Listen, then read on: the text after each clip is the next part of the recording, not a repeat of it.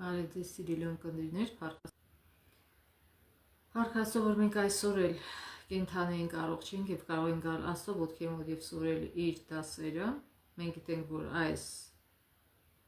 երասյակ ուսումնասիրում ենք մի թեմա, որը կոչվում է Հավատի դասերը Հեսուի գրքում, եւ թող Աստված իր Սուրբ Հոգին թափի մեր վրա, ողորմա մեզ, որպեսզի մենք կարողանանք ճիշտ հասկանալ ինչ որ ուսումնասիրում ենք եւ Աստծո ողորմությամբ շնորհքով իրագործել մեր կյանքում Հիսուսի անունով խնդրեցի ամեն։ Այսօրվա դասը 4-րդն է եւ կոչվում է բոլոր հակամարտությունների հիմքում ընկած պայքարը։ Հիշելու համարն է Հեսու 10:14, դրա նման օր չէր եղել ոչ առաջ եւ ոչ հետո, որ Տերը մի մարդու լսեր։ Տերն ինքը պատերազմեց իր ժողովրդի կողքին։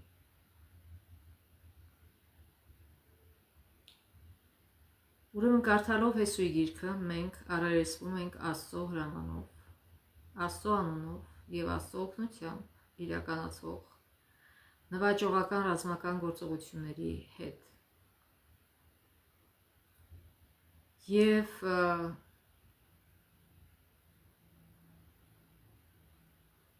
այս իրողություն անխուսափելի հարցեր է առաջացնում, որտեղ Աստված այսինքն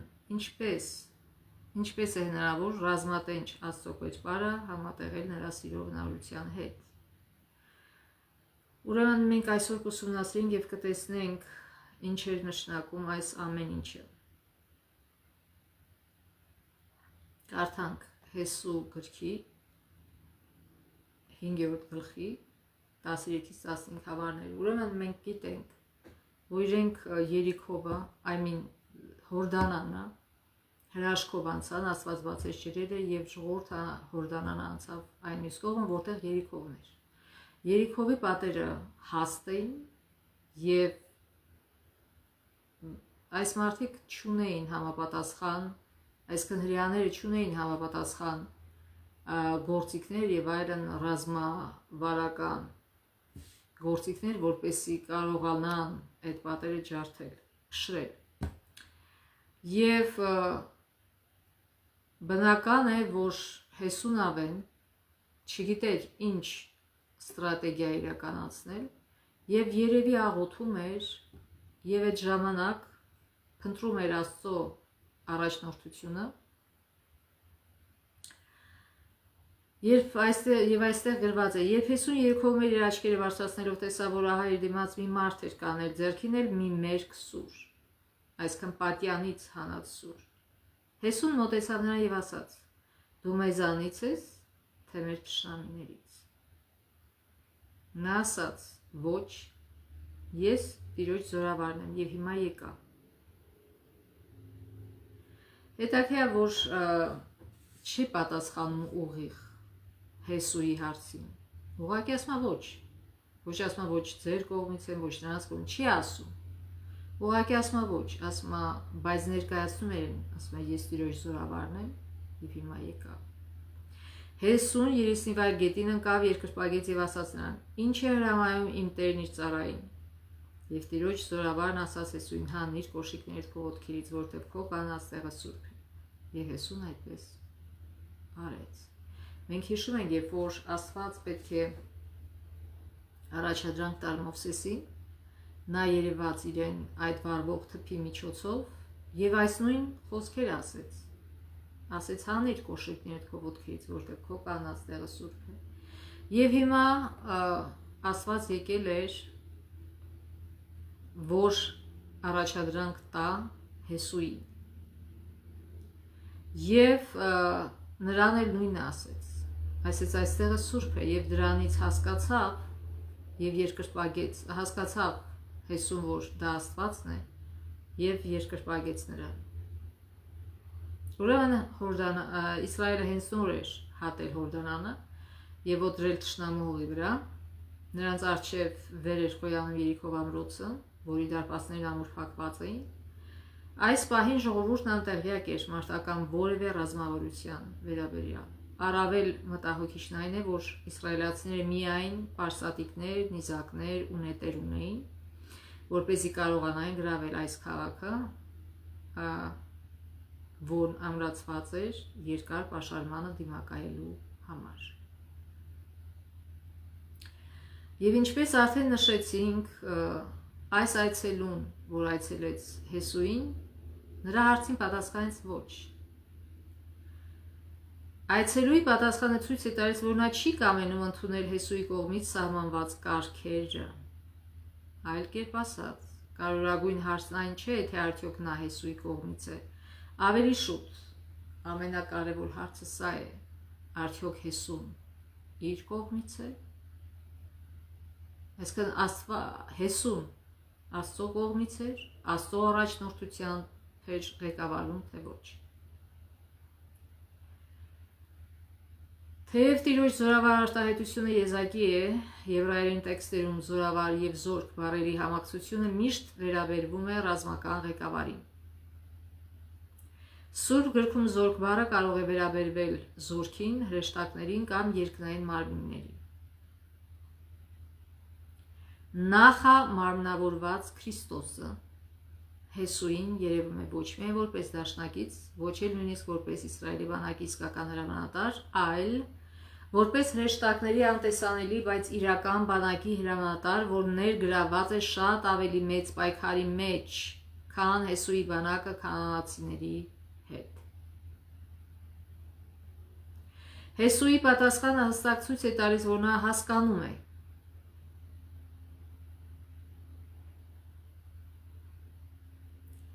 զորավարի ինքնությունը։ Նա հավասար է Աստծուն, և Հեսուն երեսնիվայր գետին է ընկնում և խոնարհվում նրա առաջ, ի նշան խոր ակնածանքի և երկրպագության։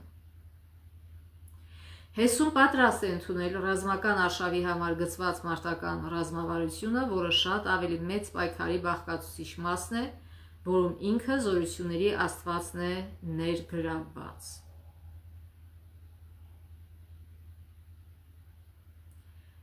Ուրեմն, այս բոլորը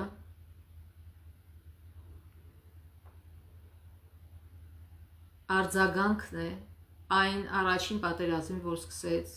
երկնքում։ Կարդանք Հայտնություն 12 գլխի, մենք այս թեման ուսումնասիրել ենք բազմիցս, բայց մի անգամ էլ կարճ կրկնենք, Հայտնություն 12 գլուխ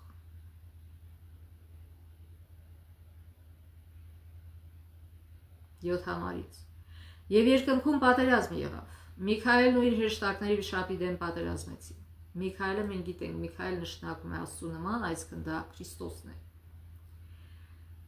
Վիշապն ու իր հրեշտակները ևս պատերազմեցին, բայց չկարողացան դիմադրել, ոչ էլ նրանց համար երկնքում տեղ գտնվեց։ Ով է այս վիշապը։ Պետք չէ մեր սեփական կարծիքները ասենք, մյուս համարում բացատրում է ով է նա։ 9-րդ համար, և ցած գծվեց մեծ վիշապը, առաջին օձը, որ դև է և սատանա է կոչվում։ Ամբողջ աշխարհը մոլորեցնողը երկրի վրա ընկա և նրա հրեշտակներն նրա հետ ընկան։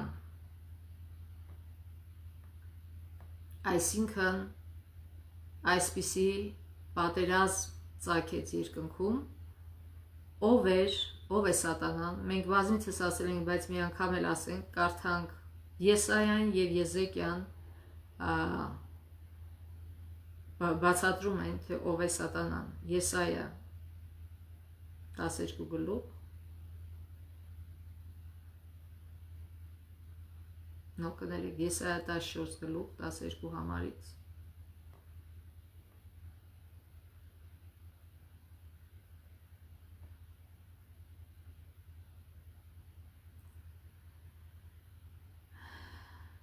Ինչպես վայր ընկար երկնքից, ով առավոտյան արուսյակ, Լուցիֆեր նշանակում է արուսյակ, լույսի որդի այդպես է նշանակում։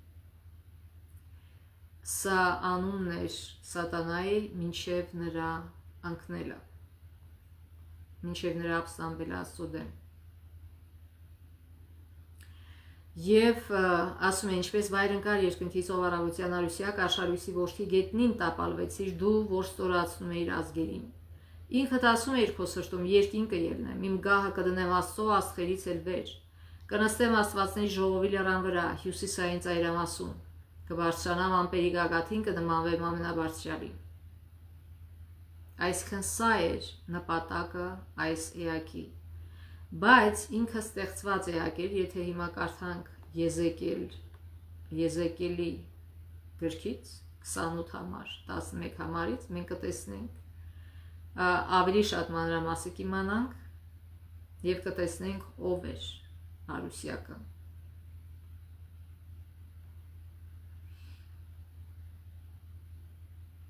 Եզեկիել 28 գլուխ 11 համարից։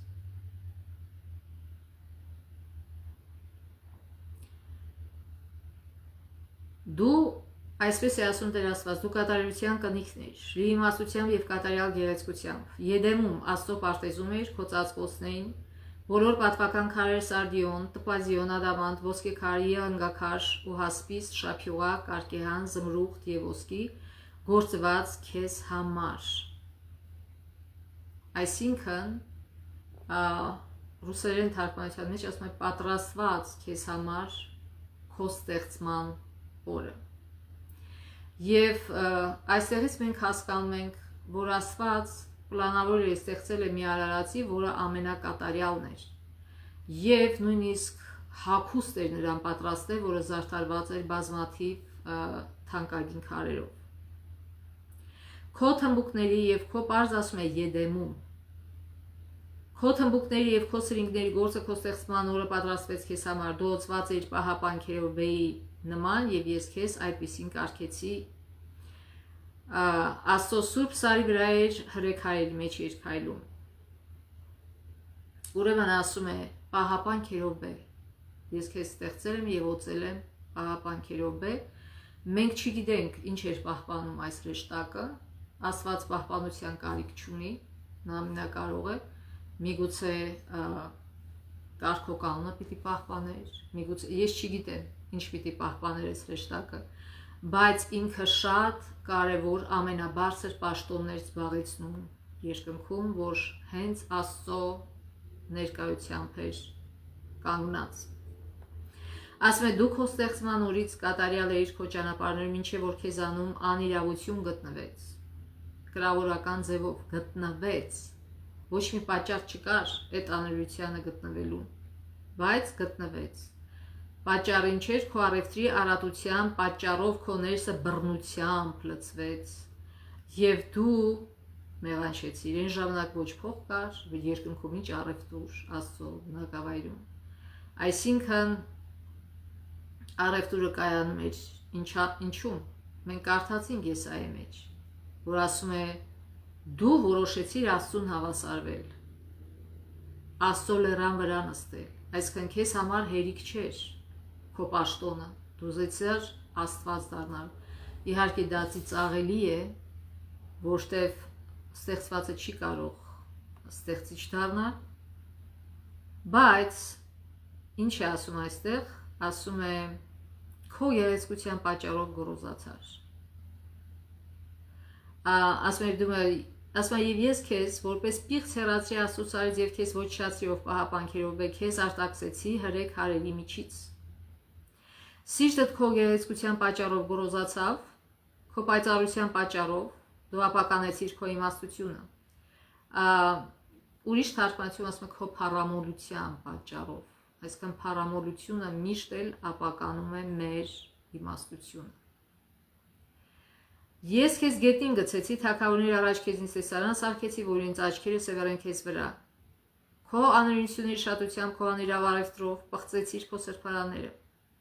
Այսինքն առևտուր էր անում, ասում էր ես ավելին եմ արժանի։ Ես քո միջից կրակ հանեցի և այն սպառեց քեզ։ Սա ապագայի մասին է, երբ որ ինքը սպառվելու է։ Երկրի վրա քեզ մոխիր դարձրի բոլոր քեզ նայողների աչքի առաջ։ Ժողովուրդների մեջ քեզ բոլոր ճանաչողներն ապշեցին քեզ վրա, դու սարսափելի վախճանի հասար և հավիտյան չքացար։ Այսինքն շատ մարդիկ ասում են, որ սատանան հավիտյան վառվում է, վառվելու է, այդպիսի բան չկա, ասում է բոլորի աչքի առջև ես քեզ մոխիր սարքեցի։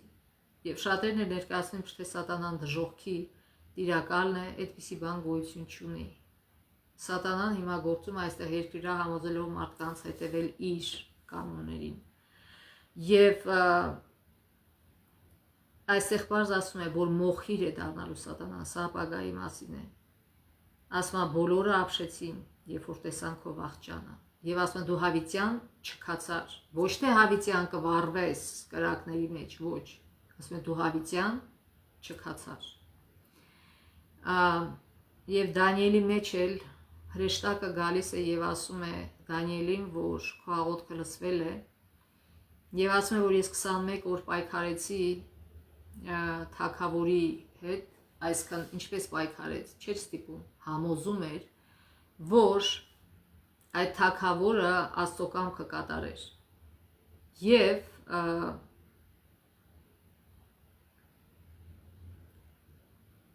չէր կարողացա այդ գործը անել եւ ասում եմ Միքայելը օգնության հասավ, այսինքն ինքը Հիսուսը ներկայացավ եսեց համոզել թագավորին, որտեղ դա շատ կարևոր հարց էր։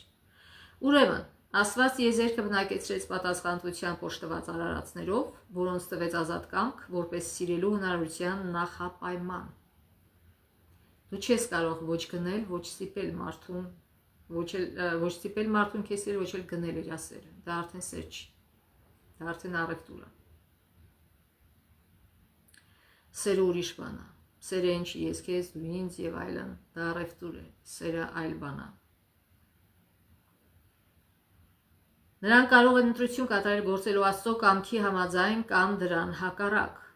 Զորեղ հրեշտակներից մեկը Արուսիակ ապստամբեց Աստծո դեմ եւ իր կողմը գրավեց բազմաթիվ հրեշտակների։ Եսայի եւ Եզեկիել մարգարեները վկայակոչում են պայքարը, թե որոշ մեկնաբաններ փորձում են սահմանափակել դրա նշանակությունը Բաբելոնի եւ Տիրոսի թագավորների համար, որտեղ Եսայան խոսում է Բաբելոնի մասին, իսկ Եզեկիելը Տիրոսի տիրակալի մասին հիշում է իրենց անունները այնտեղ։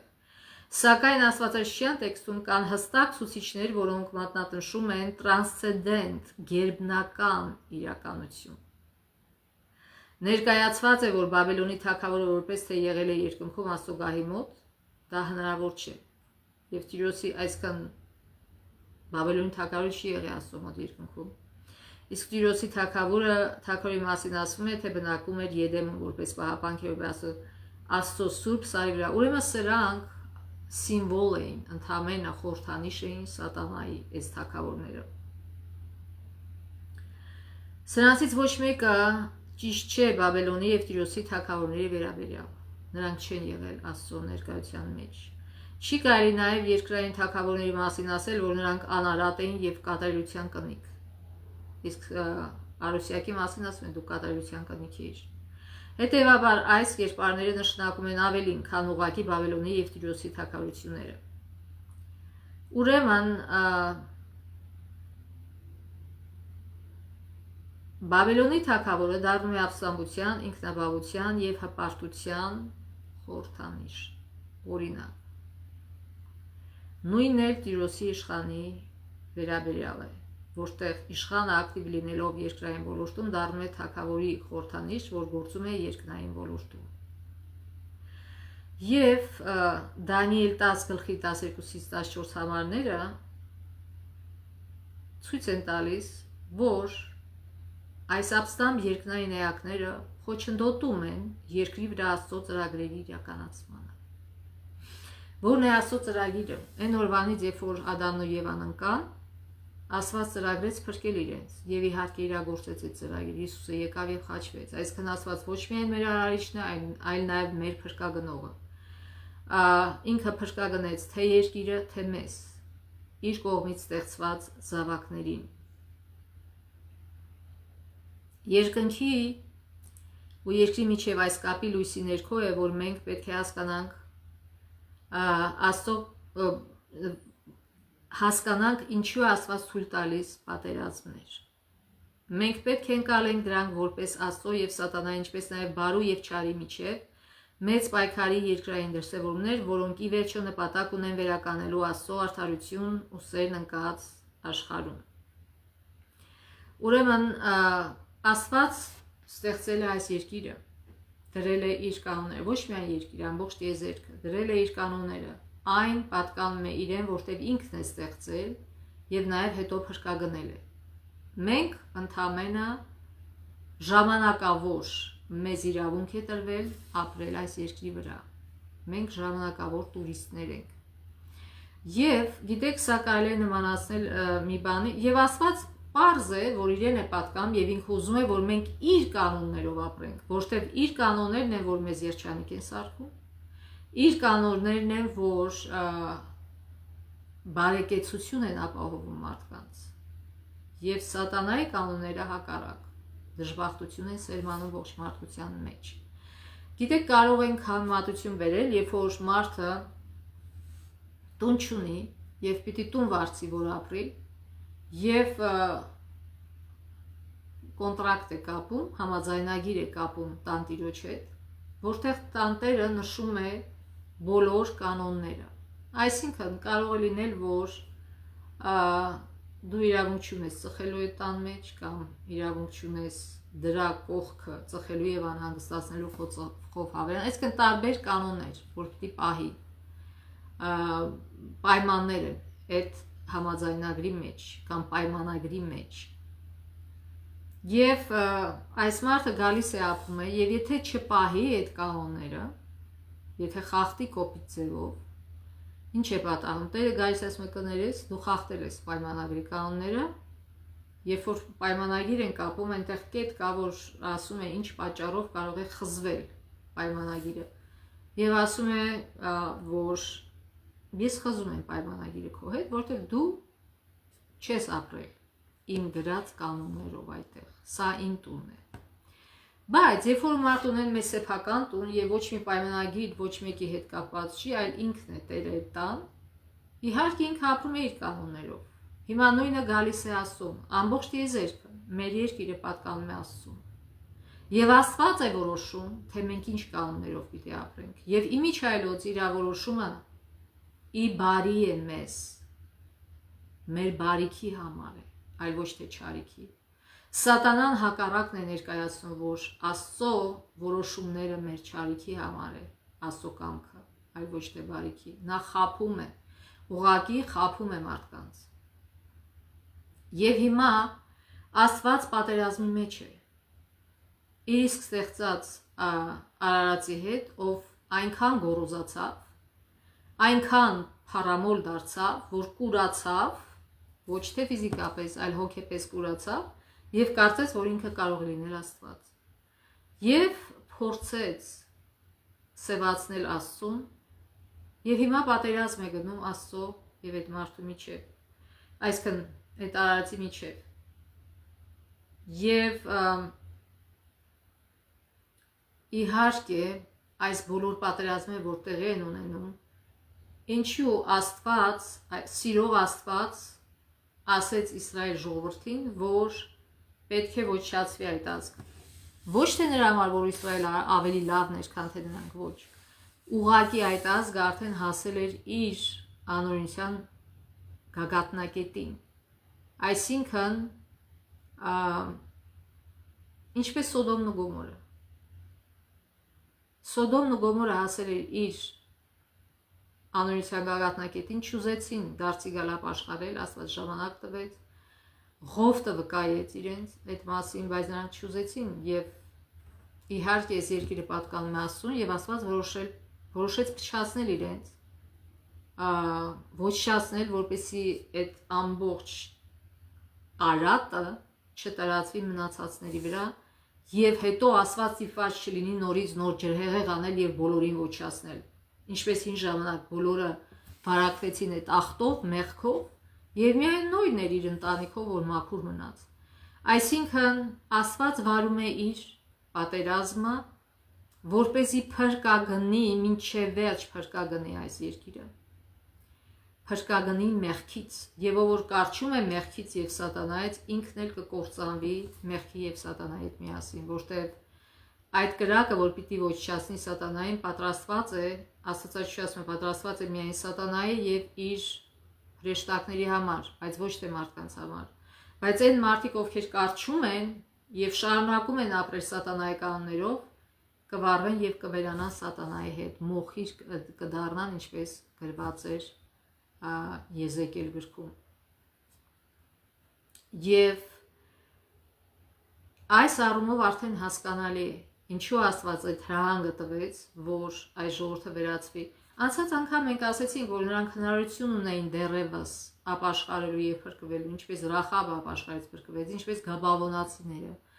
բայց չուզեցին։ Եվ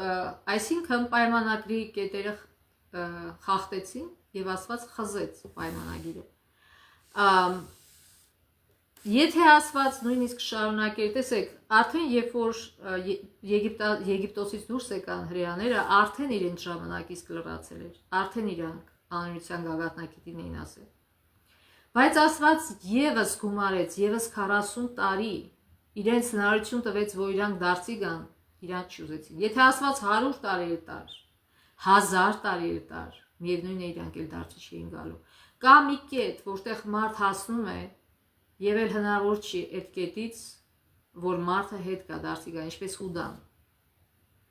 Եվ այդ կետից այն կողմ արդեն անիմաստ է այդ մարդուն համոզելը կամ ժամանակ տալը կամ այդ մարդը վերջնականապես փչացած է եւ արդեն արատավորում է իր շրջապատը եւ շրջապատի փրկության համար Աստված ստիպված է թույլ տալու, որ ոչնչացվեն այդ մարդիկ։ Եվ մենք գիտենք, որ Եգիպտոսում երկարատև պանդխտության ընթացքում իսրայելցիները մոռացության էին մատնել իրենց նախնիների ճշմարիտ Աստծուն, ինչպես ցույց են տալիս անապատով նրանց ճանապարհությունների բազմաթիվ դրվագներ, Աբրահամի, Իսահակի ու Հակոբի Աստծո մասին նրանց գիտելիքը խամրել էր, եւ նրանք հեթանոսական տարեր էին խառնել իրենց կրոնական սովորությունների մեջ։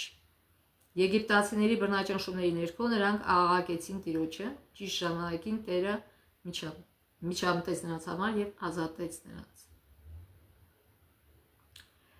Ուրեմն այդ պայքարը, որ նկարագրված է Ելք գրքի մեջ, ոչ միայն պայքար էր Մովսեսի ու Փարավոնի միջեւ, ոչ։ Դա ավելի մեծ պայքար էր, քան թե որ մենք պատկերացնում ենք։ Հին մերձավոր արևելքի պատերազմի գաղափարախոսության համաձայն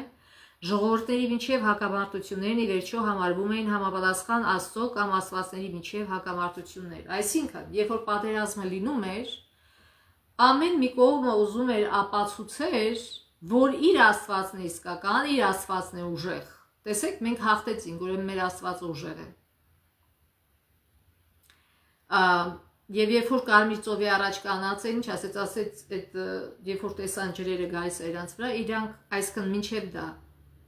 Եգիպտոսի զորքը, երբ որ իրանց անիվները սկսեց ջարդվել եւ այլն, իրանք հասկացան, որ Աստված պայքարում է իրենց դեմ եւ ասեցին, իրենց Աստված պայքարում է մեր դեմ, եկեք փախչենք, դուրս գանք այստեղից, բայց չհասցրեցին, ջրերը փակեցին իրենց։ Եվ ուրեմն Ելք 12-12 համարն ասում է, որ Տերը դատաստան արեց ոչ միայն Փարավոնի, այլև Եգիպտոսի աստվածների այդ հզոր դևերի հանդեպ, որտեղ ամեն մի սուտ աստվածի հետևում կանած է դևը, դա խաղոպար չի, որոնք կանած էին եգիպտական համակարգը բռնաճնշող իշխանության եւ անարդար հասարակության հետևում, եւ այսօր էլ անարդար հասարակություն կա, բռնաճնշում կա եւ դրա հետևում կանած են ով դևերը, այսինքն սատանայի ծառաները։ Վերջին հաշվով Աստված պատերազմում է մեղքի դեմ եւ հավետ չի հանդուրժի այս հակամարտությունը։ Աստված մարդու դեմ չի պայքարում, Աստված պայքարում է մարդու մեջի մեղքի հետ։ Աստված չի ուզում ոչնչացնել ոչ կանանացիներին, ոչ եգիպտացիների զորքը, ոչ նո։ Աստված այդքան երկարաձգեց, քիչ-քիչ ավելացրեց իր այդ դատաստանները, քիչ-քիչ ուժեղացրեց, որ մարդիկ դարձի գային, որ մարդիկ հասկանային, ով է իրականում Աստվածը։ Եվ Աստված պայքարում է մեղքի դեմ։ Երբ որ մարդը չի ուզում փոխվի մեղքից, չի ուզում թողնի մեղքը, ինչպես Փարավոնը, ինչպես այդ զորքը, արդեն իրենք ոչնչանում են մեղքի հետ միասին, որտեղ Աստված ոչնչացնում է մեղքը, որ այն չտարածվի շուրջը։ Սոդոմ ու Գոմորը ինչու ոչնչացավ։ Աստված պայքարում էր մեղքի դեմ։ Մարդիկ չուզեցան թողնել մեղքը եւ իրանք ոչնչացան իրանց քաղաքի հետ միասին, մեղքի հետ միասին։ Ամբողջ խնդրեմը հենց սա է։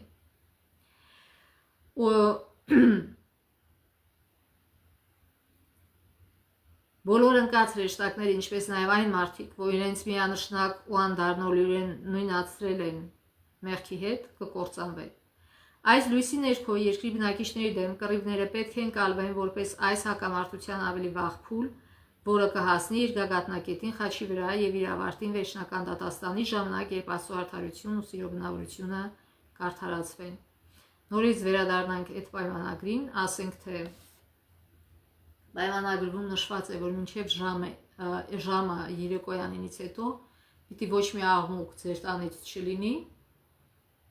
որպեսզի հարևաններին չանհանգստացնի։ Եվ որ այս կանոնը, այս օրենքը խախտվում է եւ հարևանները բողոքում են, տիրոջն են բողոքում, ոստիկանություն են կանչում, որտեղ պիտի գիշերը քնեն, որ արարտը գնան գործի, բայց չեն կարում, այսինքն այդ մարդու մեղավոր գործունեությունը խանգարում է այս մարդկանց հանգստին եւ նորմալ գործունեությանը։ Եվ վերջապես մի քանի անգամ, միգուցե մի անգամ կամ չգիտեմ, ոնց որ նշված է պայմանագրում նկատողություն տալուց հետո, այդ տերը ստիպված կլինի դուրս հրավիրել այդ մարդուն, որտեղ նա խանգարում է կողքի մարդկանց։ Նույնը այստեղ է, որպեսզի մարդիկ, ովքեր մեղքով վարակված են եւ գիտակցաբար չեն ուզում հրաժարվել այդ մեղքից, նրանք վարակի աղբյուր են հանդիսանում մյուսների համար, խանգարում են մյուսներին, ովքեր չեն ուզում մեղավոր կյանքով ապրել։ Եվ դրա համար Աստված որպես Տեր խառնվում է եւ այդ պայմանագիրը խզում է, որտեղ չեն հետևում պայմանագրին եւ իրանց չափերը արդեն անցնում են, հասնում են գագաթնակետին։ Քանանացիների լիակատարության հայեցակարգը պետք է հասկանալ աստվածաշրջան աշխարհայացքի լույսի ներքո, որում Աստված ներգրաված է չարի ներկայացուցիչների հետ եզերական պայքարի մեջ տիեզերքում։ Վերջին հաշվով վտանգված է Աստծո հեղինակությունն ու նրա բնավորությունը։ Ոչ ոք չի կարող իրապես չեզոք դիր գրավել, որտեղ մեղքը մտել է մարդկային կյանք։ Այսինքն չի կարա մարդը ասի, գիտեք, ես ոչ Աստծո կանոններով եմ ապրում։ Աստված ասում է, նայեք, այս երկիրը իմն է, ես եմ ձեզ ստեղծել, բարի եղեք իմ կանոններով շարժվեք, որտեղ եթե ուզում եք երջանիկ ու բարեկեցիկ կյանք ունենալ, իմ կանոններով պիտի շարժվեք։ Եվ մարդիկ կան ասում, մենք ոչ Աստծո կանոններով ենք շարժվում, ոչ էլ սատանայի, այդպիսի բան չկա։ Եթե դու Աստծո կանոններով չես շարժվում, նշանակում է սատանայի կանոններով ես շարժվում։ Նեյտրալ դիրք գոյություն չունի։ Չեզոք դիրք։ Մարդը պետք է գրավի կամ Աստծո կամ չարի կողմը։ Ուստի այս նախապատմությունը նկատի ունենալով քանանացիների ոչնչացումը պետք է դիտարկել որպես վերջնական դատաստանի կանխասում կամ կանխատեսում։ Մենք գիտենք, որ վերջնական դատաստանի ժամանակ Աստված վերացնելու է մեղքը եւ բոլոր նրանց, ովքեր պինդ կպած են մեղքին։ Մենք գիտենք, որ դրանից առաջ, երբ որ հրեաները ապստամբեցին, բողոքեցին Աստծո դեմ, եւ Աստված թույլ տվեց, որ ամաղեկը հարձակվի իրանց վրա, բայց Աստված ասեց՝ մի վախեցեք, կանեք ձեր տեղում եւ տեսեք Տիրոջ փրկությունը, որ այսօր կանի ձեզ համար, որովհետեւ այսօր ձեր տեսած, այսինքն կներեք, սա խոսքը գնում է Կարմիր ծովի առաջ, եւ ասում է այսօր տեսած եգիպտացին այլևս հավիտյան չեք տեսնելու։ Տերը պիտի պատերազմի ձեզ համար, իսկ դուք հանգիստ եղեք։ Այսինքն Աստված ինքը հրեաները ստիպված էին ինչ-որ բան անելու։ Իրանք ուղղակի դուրս եկան, առանց պատերազմելու դուրս եկան Եգիպտոսից, առանց պատերազմելու Կարմիր ծովի միջով անցան այն կողմ, եւ Աստված պլանավորում էր, որ նույն ձևով իրենց կմտցնի այդ ավետյաց երկիրը, որ 40 օրից հետո իրանք հայտնվեցին այդ սահմանին, այդ առաջին անգամ, բայց իրենց անվստահության պատճառով զրկվեցին այդ հնարավորությունից, որ առանց պատերազմելու կստանան այդ հողերը։ Աստվածաշնչյան պատմության համաձայն նույնիսկ եգիպտացիներն իրենք հասկացան այդ իրողությունը։ Փախչենք իսրայելցիներից, որտեղ Տերը նրանց համար պատերազմում է եգիպտացիների դեմ։ Աստծո հրաշալի միջամտությունը անօգնական ռազմական հմտություններից զուրկ իսրայելացիների համար դառնում է օրինակ։ Ելք գիրքը Աստծո Իսրայելի օգտին միջամտելու օրինակն է նմուշը։ Այստեղ ոչ միայն պատերազմը մղվում է Յահվեի կողմից, այլև Իսրայելից պահանջվում է չկռվել։ Աստված պատերազմող է, նախաձեռնությունը նրան է պատկանում, նա է սահմանում ռազմավարությունը, սահմանում միջոցները եւ վարում արշավը։ Եթե Յահվեն չկռվի Իսրայելի համար, նրանք հաջողության հասնելու հնարավորություն չունեն։ Էլեն Ուայթը սա մեկնաբանում է որպես այն փաստի արտահայտություն, որ Աստված չէր նախատեսել, որ նրանք խոստացած երկիրը ձեռք բերեն պատերազմով, այլ խոնարհությամբ եւ իր հրամաներին անվերապահ հնազանդվելու միջոցով։ Էլեն Ուայթ ժամանակների նշանները 1870 թիվ սեպտեմբերի 2։ Ինչպես Եգիպտոսից նրանց ազատագրման ժամանակ Աստված պատերազմելու էր նրանց համար։ Նրանց մնում էր միայն հանգիստ մնալ եւ ականատես լինել նրա հազոր միջամտությանը։ Պատմությունը ցույց է տալիս, որ երբ Իսրայելը բավականաչափ վստահում էր Աստծուն, նրանք կարիք չունեին պատերազմելու։ Աստծո կատարյալ ծրագրում Իսրայելը երբեք կարիք չուներ պայքարելու իր համար։ Ելքից հետո նրանց ցուցաբերած անհավատության հետևանքով էր, որ Աստված թույլ տվեց մասնակցել քանանացիների դեմ մղվող պատերազմին։ Նույն կերպ նրանք ելքի ժամանակ եգիպտացիների դեմ սուր բարձրացնելու կարիքը չունեին, երբեք անհրաժեշտ չէր լինի, որ նրանք կռվեին Քանանը նվաճելու համար։ Էլեն Ուայթը Փրկության պատմություն գրքում H134 գրում է. Եթե Իսրայելի զավակները չտրտնջային Տիրոջ դեմ, նա թույլ չէր տա, որ նրանց թշնամիները պատերազմեն նրանց հետ։ Ուրեմն ելքից հետո Իսրայելի առաջին պատերազմի մասին գրառումը գտնում ենք Երգ 17-րդ գլխում, որտեղ պատմում է իսրայելացիների ամաղեկացիներից պաշտպանվելու մասին։ Իսրայելն ականատես էր եղել Աստծո ամենակարող զորությանը, թե եգիպտացիներին հարվածելու եւ թե իսրայելցիների դեպի ազատություն առաջնորդելու գործում։ Մենք տեսանք, որ Իսրայելի համար Աստծո սկզբնական ծրագիրը չէր ներառում այլ ազգերի դեմ պայքարը, սակայն Եգիպտոսից ազատագրվելուց կարճ ժամանակ անց իսրայելացիները սկսեցին տրտնջալ ճանապարհին, կասկածի տակ դնելով նույնիսկ Աստծո ներկայությունը իրենց մեջ, հենց այդ ժամանակ էր, որ Ամաղեկը եկավ կռվելու Իսրայելի դեմ։ Դա պատահական չէր։ Աստված թույլ տվեց, որ ամաղեկացիները հարձակվեն Իսրայելի վրա, որպեսզի սովորեն կրկին վստահել իրեն։ Այսօր է, երբ որ մարդը ասում է, որ իբր թե ինքը հավատացյալ է, բայց սկսում է տրտնջալ, այս ինչը լավ չէ, ինչը լավ չէ, ինչը սենց, այս ինչը պիտի սենց լիներ, Սատանան էլ սկսեց այդտեղից։ Սկսում են առևտուր անել Աստծո հետ։ Եվ Աստված ստիպված թույլ է տալիս, որ նրանք շեղվեն այդ տրտունջից, նորից սովորեն վստահել իրեն։ Եվ թույլ է տալիս, որ ամաղեկացիները հարձակվեն, որ իրանք գիտեն, որ իրանք ոչինչ բաներ չէին կարող անել Ամաղեկի դեմ, նրանք անպաշտպան էին։ Եվ Աստված բոլորովին տեսանելի ձևով ցույց տվեց, որ եթե ինքը չօգնի, եթե իրեն չվստահեն, նրանք կտապալվեն։ Ուրեմն փաստորեն առանց զիջելու իր սկզբունքները Աստված իջնում է այն մակարդակին, որտեղ գտնվում է իր ժողովուրդը, շարունակաբար նրանց հետ կանչելով դեպի կատարյալ ծրագիր, լիակատար ու անվերապահ վստահություն Աստվածային միջամտությանը։ Փաստորեն պատերազմի օրենքը տրվեց միայն անապատում 40 տարվա փորձառությունից հետո, որի կարիքն առաջացավ նույնպես Իսրայելի անհավատության պատճառով։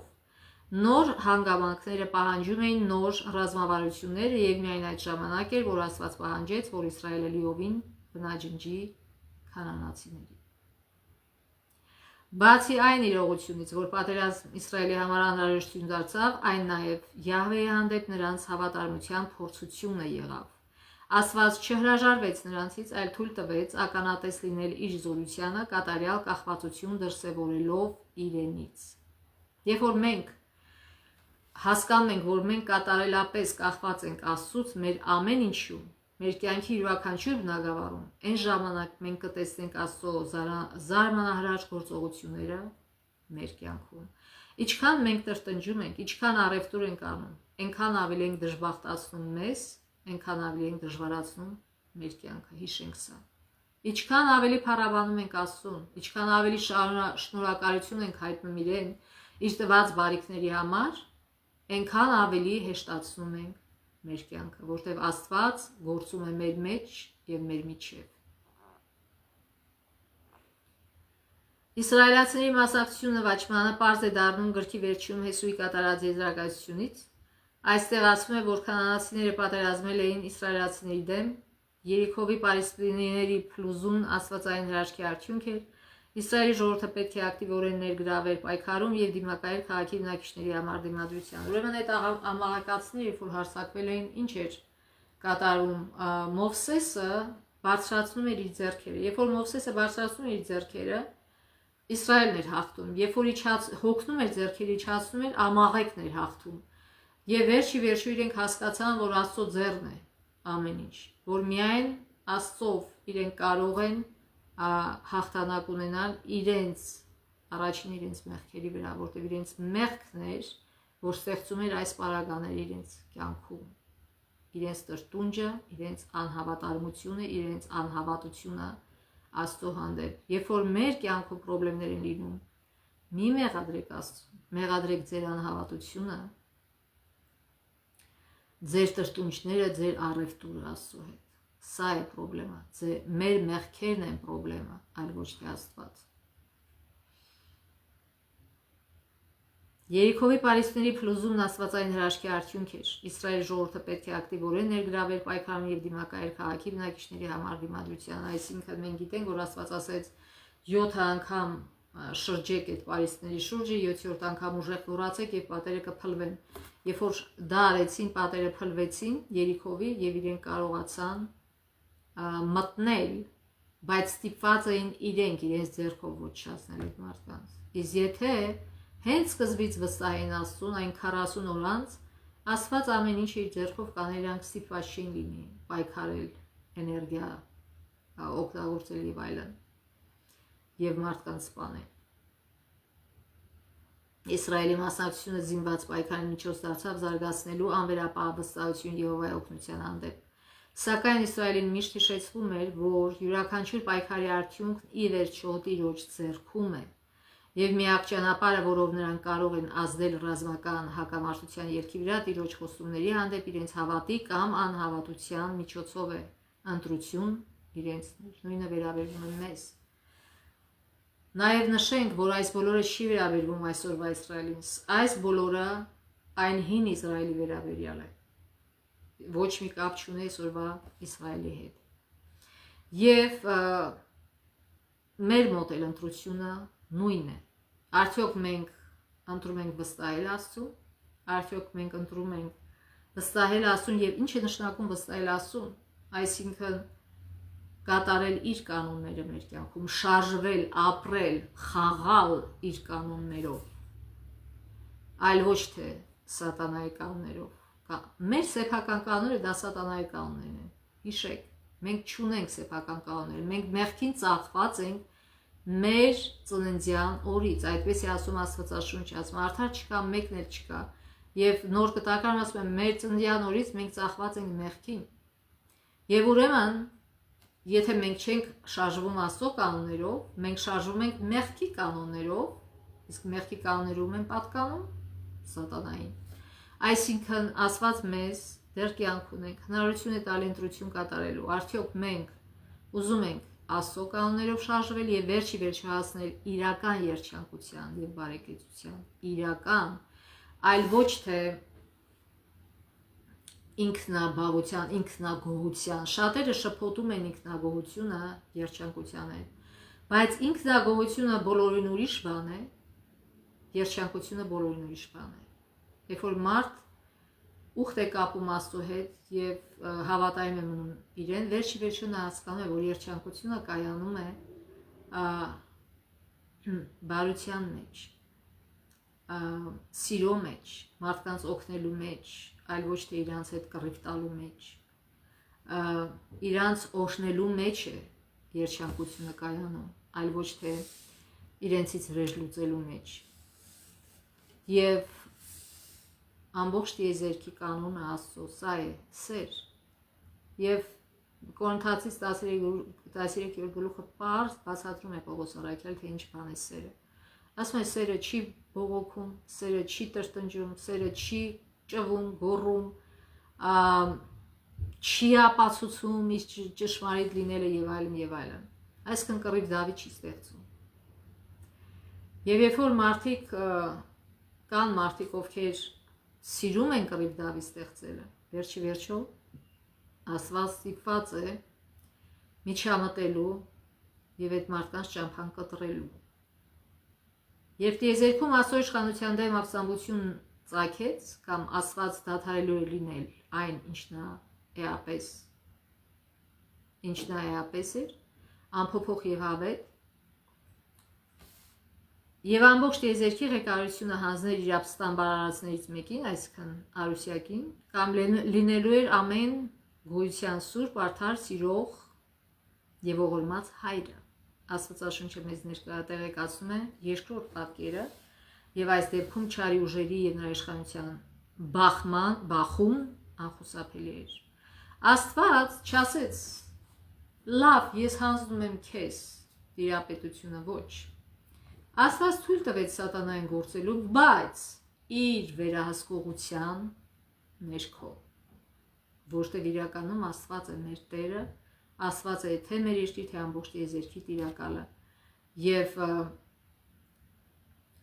նորից, որտեղ ինքը ստեղծել է եւ ինքը փրկագնել է, եւ ոչ ոք իրավունք չունի թելադրել իրեն։ Ինքն է թելադրողը։ Սատանան իրեն ներկայացնում է որպես թելադրող, Սատանան իրեն ներկայացնում է որպես այս աշխարհի տերը, բայց իրականում այդպես չէ։ Նա գործում է Աստծո վերահսկողության ներքո։ Նա կարող է թելադրող լինել այն մարդկանց համար, ովքեր սիրում են մեղքը եւ գիտակցաբար շարունակաբար ապրում են մեղքի մեջ, բայց ոչ թե ամբողջ աշխարհի համար թելադրող, այսինքն բոլոր մարդկանց համար։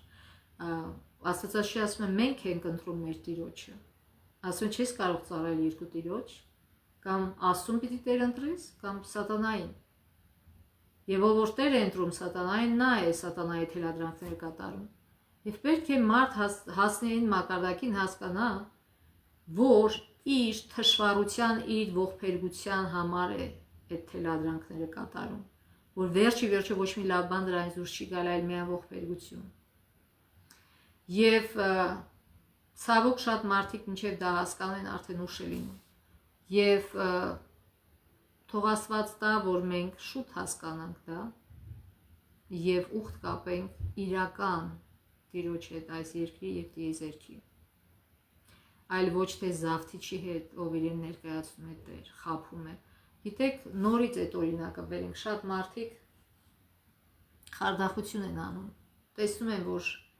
ինտերնետում դրված է, որ մեկը վարձով տալիս է եւ իրենք ինչ որ ձևերով այդ տունը իրենք դնում են, իրանք Տերը չեն, իրանք կապ չունեն դրա հետ, բայց դնում են եւ մարդիկ զանգում են իր հեռախոսի համարով եւ ինքը ասում է, գիտեք, այսքան փող պիտի վճարեք, որ ես ձեր դիմումը նայեմ։ Սրանք վճարում են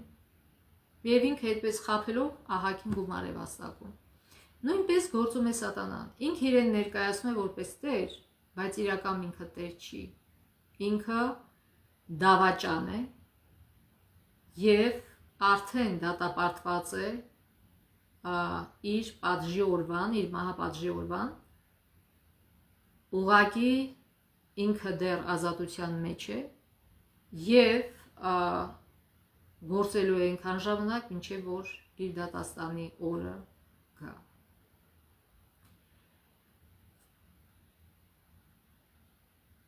Երբ տիեզերքի քաոսային ու ապստամբ ուժերի հետ կապված քաղաքական կամ սոցիալ-պատմական ուժերը նույն անհնազանդ վերաբերմունքը դրսևորեցին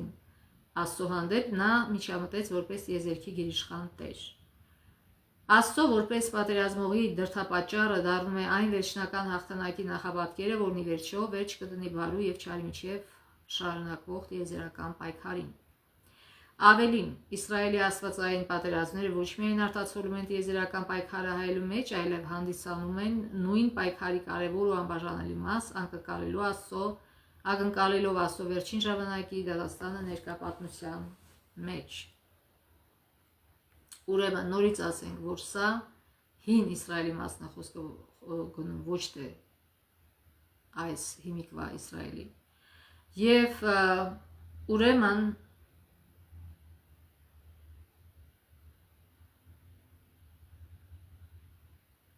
վերջում կարդանք Էլեն Ուայթի «Նահապետներ և մարգարեներ» գրքից, էջ 392, Աստված դադարեցրել էր նրանց առավելությունն ու պարտականությունը մտնելու երկիրն իր նշված ժամանակին, բայց նրանք հորհրական մերժել էին ու զրկվել այդ թույլտվությունից։ Նրա նպատակը չէր, որ նրանք պատերազմով գրավեն երկիրը, այլ իր հրամաներին խստորեն հնազանդվելով։ Այսինքն, այսօր մեր առջև կանած ընտրություն։ Արդյոք մենք ուզում ենք մենք ոչ մի բան չունենք այս աշխարհում։ Մենք մեկ ենք եկել, մեկ էլ գնալու ենք։ Մեզ ժամանակավորապես տրված են բարիքներ մեր ապրելու համար, գոյատևելու համար, որպեսզի մենք ընտրություն կատարենք։ Արդյոք մենք ընտրում ենք Աստծուն, թե սատանային։ Աստված մեզ ժամանակավոր տվել է հող, երկիր, տուն, ժամանակավոր։ Մենք ոչ մի բան մեր ձեռքում չի, որտեղ մենք մահկանացու մարդիկ ենք։ Այն օրը, որ մենք մեռնում ենք, այդ տունը էլ մերը չի, այդ հողը էլ մերը չի։ Բոլոր մարդիկ այս աշխարհում մենակ մի հատ sense մի կտոր հող են տանում։ Եվ Աստված ասում է, այս հողը իմն է, այս տիեզերքը իմն է, բարի եղեք, շարժվեք իմ կանոններով, եթե ուզում եք երջանիկ լինել եւ բարեկեցիկ։ Երբ որ մարդ անում է դա, նա իրոք ճաշակում է դա։ Հիսուս ասեց, ես եկա, որպեսզի կյանք ունենաք եւ էլ ավելին ունենաք, ուզում է ավելին տալ Աստված։ Ոչ թե միայն այդ հողը մի քառակուսի։ Եվ այսօր մարդիկ կռիվ են անում, այս հողը իմն է, այս հողը իմն է, հողը Աստծունն է։ Երբ որ Աստված այդ հողը տվեց Իսրայելին այն ժամանակ, այնպես չէր, որ ինքը հատուկ ձևով էր վերաբերվում Իսրայելին։ Ոչ, երբ որ Իսրայելը հեռացավ իրանից, երբ որ Իսրայելը դադարեց իր կանոններով շարժվել, նա նրանց դուրս հանեց այդ երկրից, այդ հողը վերցրեց իրենց ձեռքից, նույն ձևով, ոնց որ նրանց։ Բայց տարբերությունը նրանց էր, որ սրանցից մնացորդ մնաց, ովքեր ապաշխարեցին։ Եթե նրանք էլ ապաշխարեն, նրանցից էլ մնացորդ մնաց գաբավոնացիները, Ռախաբը իր ընտանիքով, եւ իրանք էլ, այսինքն Աստված անաչառը, հողը իրանն է, եւ ասում է, այս հողը իմն է, բայց տալիս եմ ձեզ ժամանակավոր որ ապրեք։ Եթե իմ կանոններով չեք ապրում, բարի եղեք, ազատեք այդ հողը։ Այսինքն չափը, երբ որ մարդը անցնում է իր անօրինության չափը, արդեն ժամանակը գալիս է, որ Աստված խառնվի։ Եվ իր համար կարևոր չի այդ ազգը կոչվում է հրեա, թե ռուս, թե ուկրաինացի, թե հայ, թե թուրք, թե ինչ։ Գիտեք,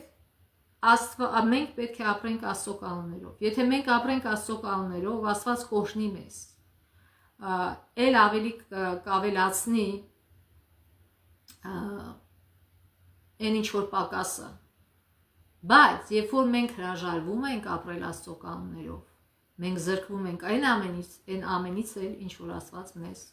տվել էր մինչև դա։ Աստված անաչառ է։ Մենք եւ ֆավորիտներ չունի։ Եթե մենք որոշում ենք Աստծո հետ ուխտ կապել, իր կանոններով ապրել, որտեղ դա է բերում իրական երջանկությանը, եւ իրական բարեկեցությանը, որտեղ այսօր լրիվ աղաղաված է այդ բոլորը, երջանկության հասկացությունը եւ բարեկեցության հասկացությունը բոլորովին աղաղաղված է, բոլորովին։ Եվ Աստված այսօր հրավիրում է, ով դեռ որոշում չի կայացրել իր օրենքներով շարժվելու, իր հետ ուխտ կապելու, հրավիրում է։ Քանի դեռ ժամանակ կա, չհետևենք այդ ապստամբ ոգուն, Աստված սատանայից ուժեղ է, նա կարող է մեզ խլել սատանայի ձեռքից, նա կարող է մեզ սարքել այնպիսին, որ մենք ատենք մեղքը եւ նույնիսկ մահվան սպառնալիքի ներքո այնքան զզվենք, որ նույնիսկ մահվան սպառնալիքի ներքո ոչ մի մեղք չգործենք։ Աստված դա կարող է անել եւ դա ապահովել է բոլորի համար։ Մնում է միայն մեր համաձայնությունը։ Թող Աստված օրհնի, որ ովքեր դեռ չեն տվել իրենց համաձայնությունը Աստծուն, տան եւ տան իրենց ամենօրյա գործերի ու որոշումների միջոցով։ Շնորհակալ ենք Աստծուն այս դասերի համար, թող Աստծո օրհնությունը լինի մեզ